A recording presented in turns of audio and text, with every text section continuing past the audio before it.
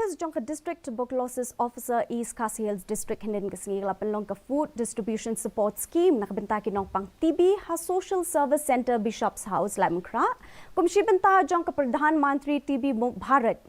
haba kren bakila pathai khubor I District TB Officer I Dr. J Kharwanlang ilaong ba ka TB Office ha ka jela kelas dang he ka jingetrei lang bat ki pat ba ban wat ki nong senyang nak Bynta ki Nongpang TB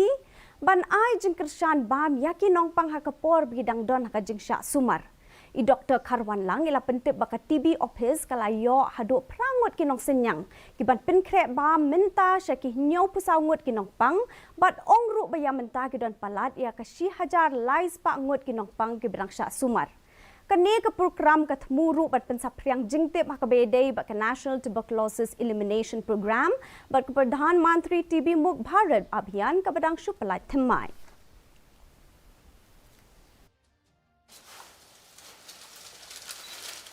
East Khasi Hills we had started where it is a community engagement whether we have to find a donor for the TB patient to give nutritional support in the food sector by giving them every month for during their duration of treatment. Most of them 6 months, 9 months, then 1.5 year treatment. And, so we have found in East Khasi Hills, we have got around 8 donors now and it's catering to 74 patients right now.